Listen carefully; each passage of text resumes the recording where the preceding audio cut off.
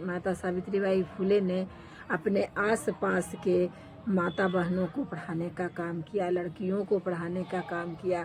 और वो जाती थी, अपने पास में पाठशाला खोली, सभी बच्चियों को पढ़ाई। उनका साथ एक मुस्लिम महिला ने दी। हेलो, नमस्ते, प्रणाम। तो बेबी बिहारी ब्लॉग में आपका स्वागत है। तो आज 3 जनवरी चल रहा है 2025। तो 3 जनवरी को माता सावित्रीबाई फुले का जयंती है। तो माता सावित्रीबाई फुले का जन्म 3 जनवरी 1831 ईस्वी में हुआ था। उन्होंने अपने जीवन काल में बहुत ही संघर्ष किया।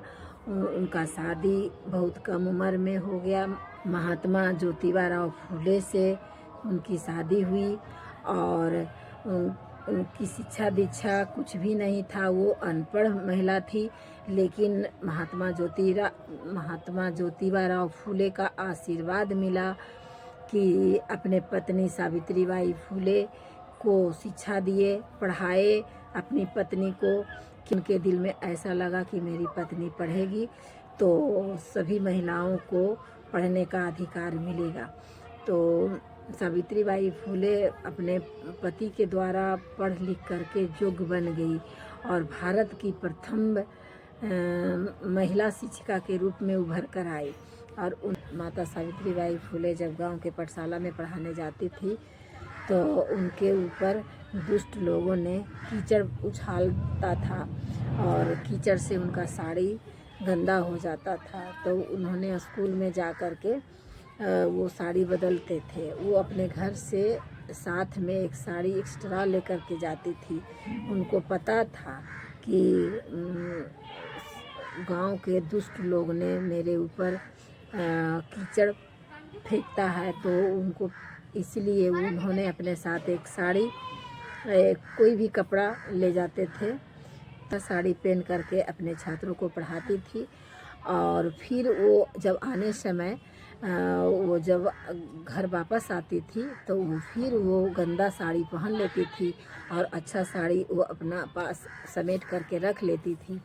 और फिर जब गंदा होगा तो एक ही साड़ी होगा, ऐसे 2 साड़ी गंदा हो जाता था। तो अपना दिमाग लगाई, सोच समझ के चलने वाली महिला थी और अपने पति को भी कंधे से कंधे मिलाकर चली और पति भी उनका साथ दिए। सावित्रीबाई फुले के हर बातों को मानना महात्मा ज्योतिबा राव फुले का एक अहम कर्तव्य था कि महात्मा ज्योतिबा राव फुले अपने पत्नी के किसी भी काम में अड़चने नहीं डालते थे और उनको हमेशा सहयोग करते थे और हमेशा आगे बढ़ाए। तब आज भारत की प्रथम महिला शिक्षिका के रूप में आज उनका नाम अमर हो गया। समाज को एक अच्छा संदेश दिए कि आने वाली पीढ़ी, आने वाली माता बहनें भी पढ़ सके और आगे बढ़ सके और हर पोस्ट पर जा सके। लेकिन हमारे साथ भी मुस्लिम समाज की महिलाएं बढ़ चढ़ के भाग ली हैं हमारे महापुरुषों के साथ। तो ऐसा कुछ नहीं है। हमारा देश ही सर्वधर्म से जुड़ा हुआ मेरा देश है। हमारा भारत में सभी सारे लोग मिलजुल कर रहते हैं, आपस में भाईचारा को कायम रखते हैं। तो माता सावित्रीबाई फुले की जयंती के शुभ अवसर पर आप सबों को ढेर सारी हार्दिक बधाई देती हूँ और उनका सावित्रीबाई को कोटि कोटि नमन करती हूँ कि उन्होंने हम सभी को शिक्षा का अधिकार दिया और तब आज हम पढ़ लिख कर योग्य बने हुए हैं। और हमारे देश की महिलाएं पढ़ लिख रही है, जब पढ़ लिख लेती है तो अपने अधिकार को स्वीकार करती है, अपने अधिकार को हासिल करती है, अपने अधिकार को मांगती है। अच्छा दिन है कि हमने ऐसे महापुरुषों को पाए थे आज और हमारे समाज में अच्छा काम करके चले गए।